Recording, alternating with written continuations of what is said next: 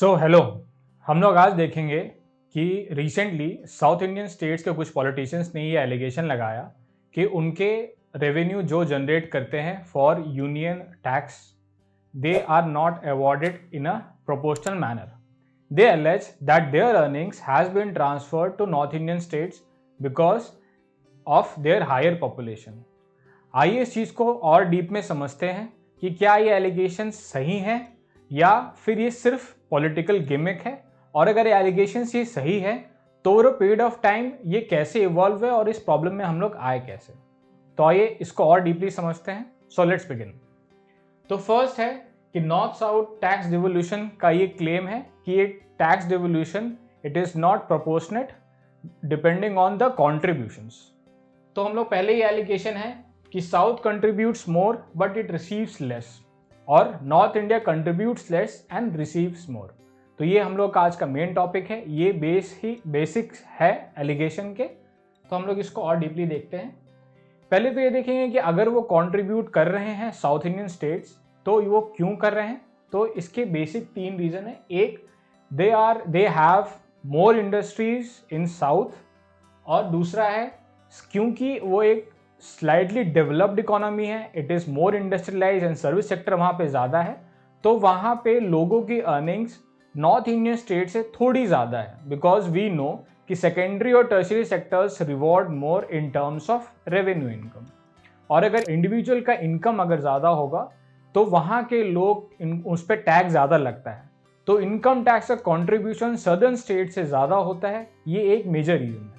एक तो हो गया लोगों का टैक्स। अब आते हैं कॉरपोरेशन का tax. Corporation tax is somewhere around 20 to 30% India. तो जहां पे ज्यादा इंडस्ट्रीज होंगे उन पे 20 से 30% टैक्स लिया जाएगा of all the revenue earnings.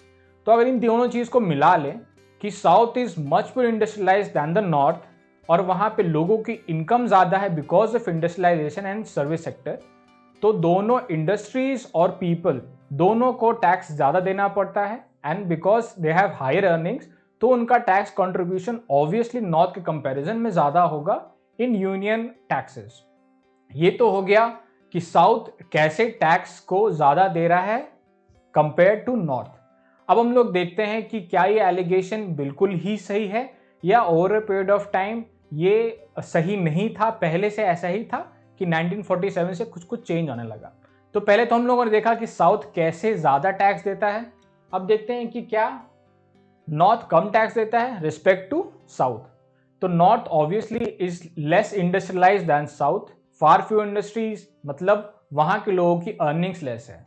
तो कम इंडस्ट्रीज का मतलब ये होता है कि वहां से tax collection relatively somewhat less than the south, और लोगों की इनकम भी साउथ के कंपैरिजन में नॉर्थ में कम है, इसीलिए जो इनकम टैक्स है वो भी नॉर्थ से कम कलेक्ट होता है because the revenue difference from south towards north is far more greater। अब हम लोग देखते हैं इन दोनों पॉइंट ऑफ व्यू में कि हिस्टोरिकल पर्सपेक्टिव क्या है। तो ये तो करंट स्टेट है कि इंडस्ट्रियलाइज और सर्विस सेक्टर ओरिएंटेड साउथ ज़्यादा है तो इट अर्न्स मोर। ऐसा क्या पॉलिसी थे over a period of time since 1947 कि हिस्टोरिकल पर्सपेक्टिव बन पाए कि south is more industrialise than the north. तो पहला है कि साउथ का इंडस्ट्रियल पुश। तो हम लोग जानते हैं साउथ के इंडस्ट्रियल पुश के कारण या किसी भी रीजन के इंडस्ट्री ग्रो कराने के लिए you need 3 factors of production. First, land, labour and capital. तो land, there is always sufficient land to set up industries in any part of the world, especially in South India. Second is labor.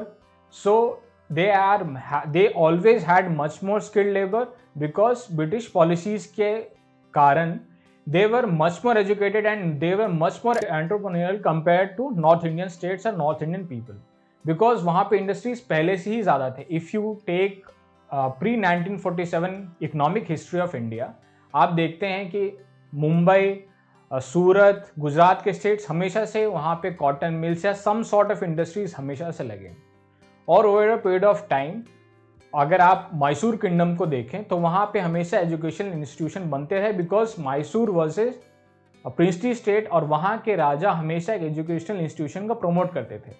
और north India हमेशा British dominion के अंदर रहा, British control में रहा, तो they didn't push towards growth of education. तो हमेशा नॉर्थ हिस्टोरिकली एजुकेशन में लैग करता है और इसके कारण 1947 के बाद एक अनइवन प्लेइंग फील्ड मिलता है फ्रॉम द वेरी बिगनिंग।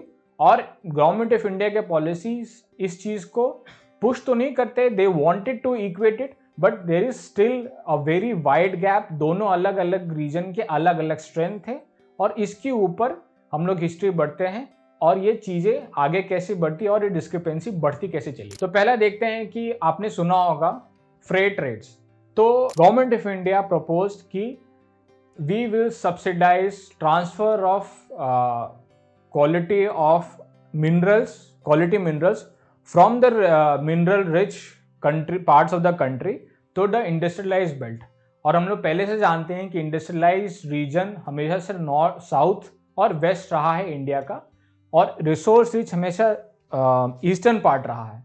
तो ईस्टर्न पार्ट का रिसोर्सेज, नेचुरल रिसोर्सेज ट्रांसफर होता था टूवर्ड्स साउथ एंड वेस्ट, और इस ट्रांसफर को बाय ट्रेन लेके जाया जाता था। It was the transfer was subsidised by the government of India. तो हमेशा से एक जो इंडस्ट्रियलाइज गैप रहा, साउथ के पास हमेशा एक एडवांटेज रहा टू हैव इंडस्ट्रीज, और वो period of time access to minerals और ये गवर्नमेंट ऑफ इंडिया सब्सिडाइज करती रही। तो एक इंडस्ट्रीज का मैन्युफैक्चरिंग बेस साउथ में बनता चला गया और वो पीरियड ऑफ टाइम, और ये गैप और बढ़ता चला गया बिकॉज जो चीज़ में नॉर्थ लैग था और गवर्नमेंट ऑफ इंडिया के पॉलिसी के कारण, जो कि उस समय बहुत नीडफुल थी। ऐसा नहीं कि it was against north India, but it was needful कि इंडिया इंडस्ट्रियलाइज हो इन सम सेक्टर्स। तो नॉर्थ इंडिया में और साउथ इंडिया में एक मैन्युफैक्चरिंग गैप रह गया। तो ये गैप जो पहले से ब्रिटिशर्स क्रिएट करे गए थे, it continued after 1947 by the policy of government of India. और जब 1990 आता है and there are reforms, economic reforms, तो जो एग्जिस्टिंग इंडस्ट्रीज थे उसी में इन्वेस्ट होता है फ्रॉम फॉरेन इन्वेस्टमेंट्स। आप देखेंगे सर्विस सेक्टर में इन्वेस्टमेंट होता है इंडिया में, बीपीओ सर्विसेज, आईटी सर्विसेज, वो सारे नॉलेज इंडस्ट्रीज पहले से ही साउथ में बहुत स्ट्रांग थे। तो वो इंडस्ट्रीज पहले से उनको इंसेंटिव था वहाँ सेटअप करने का, या they had the people to man those industries. तो एक गैप बनता चला जाता है in manufacturing and in service sector.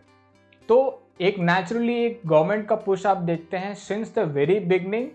जो गवर्नमेंट ऑफ इंडिया के पॉलिसीज रही है, it aided south India's growth in all the sectors, in manufacturing, in secondary services and in the tertiary services, be it IT, be it BPO services, any sort of thing। तो ये gap बढ़ता चला जाता है और देखते हैं, इसी के कारण आज हम लोग ये देखते हैं कि individual income, per capita income south में ज़्यादा है रिलेटिव टू नॉर्थ। और फाइनेंस कमीशन का भी यहाँ पे एक रोल होता है कि finance commission is by law, by constitution of India, is designated to make the rules to devolve these earnings as tax revenue. अब हम लोग देखते हैं नेक्स्ट। और एक तीसरा सबसे इंपॉर्टेंट फेज आता है जीएसटी रिफॉर्म। जीएसटी रिफॉर्म्स का ये मतलब होता है कि it is a destination based tax. पहले क्या एलिगेशन था, पहले क्या सिचुएशन था हमारे देश में कि जो चीज जहां बिकेगा वहां पे वो स्टेट टैक्स कलेक्ट करेंगे and some part of it is shared with the union government. अब जीएसटी का रिफॉर्म आता है and India is a one market in all. पूरा इंडिया एक मार्केट है, you can produce it anywhere, you won't be tax in any of the states, it will be taxed only at the destination. तो हम लोग जो पहले से जानते हैं कि इंडस्ट्रियल बेस इंडिया में मोस्टली वेस्ट और साउथ में था, तो प्रोडक्ट वहां से बनता है और पूरी इंडिया में ट्रांसफर होता है। और जब वो ट्रांसफर होता है तो it is the tax is paid eight the destination. मान लीजिए कोई प्रोडक्ट महाराष्ट्र में बना and it is sold in Rajasthan, तो राजस्थान के कैटेगरी में आएगा कि राजस्थान को ये जीएसटी भरना पड़ा है because the ownership of that product is by the consumer who is residing in Rajasthan. तो राजस्थान के डेटा में जीएसटी फैक्ट्स में एंटर होगा कि ये स्टेट ने इतने टैक्सेस भरे हैं। तो इवेंचुअली क्या है कि नॉर्थ एंड साउथ के डिवाइड में जीएसटी भी एक रोल प्ले करता है। वो इस तरह कि जब टैक्स का डेवल्यूशन होगा तब देखा जाएगा कि ये अमाउंट राजस्थान में से कब लिया गया है और उसकी के बेसिस पे ही डेवल्यूशन होगा। तो ये बेसिस में भी साउथ एक नेगेटिव कैटेगरी में फॉल करता है कि we are the producer, but since north has higher population, GST में भी उनको ज़्यादा शेयर मिल जाता है because it is a destination based tax. तो जब टैक्स का डिवोल्यूशन इनडायरेक्ट भी होता है तो जीएसटी में the northern states get more. और क्योंकि they are more in numbers, सामान का कंजम्पशन वहाँ ज़्यादा है। तो अगर हम लोग डायरेक्ट टैक्स की बात करें तो हमने पहले भी देखा कि क्योंकि वहाँ पे इनकम ज़्यादा है साउथ में, तो they are not taxed more, but volume of transfer of taxes to union coffers is higher. और जीएसटी में भी, इनडायरेक्ट टैक्सेस में भी ये देखते हैं कि जीएसटी में क्योंकि नॉर्थ का पॉपुलेशन ज़्यादा है, तो जब टैक्स का डिवोल्यूशन होता है कि GST had to be shared according to the shares divided by the among the states, तो नॉर्थ का क्योंकि ज़्यादा है तो north gets more in it. अब ये हो गया, हम लोगों ने देख लिया कि इनडायरेक्ट और डायरेक्ट टैक्सेस में कैसे कैसे चेंजेस आए over a period of time. तो एक बड़ा इंपॉर्टेंट जीएसटी रिफॉर्म जब आया था तो यूनियन गवर्नमेंट ने कहा let's do it the GST reform, और जो भी साउथ स्टेट्स अपने सेल्स टैक्स में जो रेवेन्यू लॉस करेंगे will compensate it for next 5 years। तो साउदर्न स्टेट्स मान गए कि ठीक है, will accept this compensation over a period of time, कि हम लोग जो रेवेन्यू लॉस कर रहे हैं because now it is a destination based tax, will accept it as a compensation for few more years. तो जब ये रिफॉर्म हो जाता है तो अब थोड़ा बहुत जो डिफरेंस है it is mitigated in some words it, but principally it is against the benefit of the south. अब आते हैं फिनेंस कमीशन पे। फिनेंस कमीशन जो टैक्सेस सेंटर कलेक्ट करती है उसका डिवोल्यूशन के लिए इट मेक्स द रूल्स। तो पहले 15th फाइनेंस कमीशन के पहले 14th 13th में census was accepted for the 1971 का रेफरेंस लेने से बेनिफिट ये होता था कि पॉपुलेशन में डिफरेंस ज़्यादा नहीं था नॉर्थ एंड साउथ में, लेकिन जैसे ही आप 2011 या उससे पहले का सेंसस लेके आ जाते हैं और उसके बेसिस पे डिवोल्यूशन करते हैं तो नॉर्थ हैज़ हायर पॉपुलेशन, तो उनका टैक्स में शेयरिंग ज़्यादा हो जाता है। इसीलिए वो क्लेम करते हैं कि the term of reference of 15th finance commission was not according to their demands, और ये it was negative to their rationale and to their contribution to the national cost। और 15th finance commission का ये भी था कि if you have performed well in some of the sectors like power sector and all, you will be rewarded, you will be paid incentive for those reforms। Southern states have said कि reforms we have done reforms in those sectors, but it is negated because we have north has higher population and they will get more of the income that we have generated for the nation। तो इस topic को हम लोग आगे देखेंगे कि 16th finance commission में term of reference क्या है और 15 से वो क्या डिफरेंस में है, एंड देन विल कंक्लूड कि ये डिवाइड नॉर्थ एंड साउथ का इन टैक्स इशू कैसे मिटिगेट करेंगे और कैसे फिनेंस कमीशन का क्या रोल है। Thank you very much.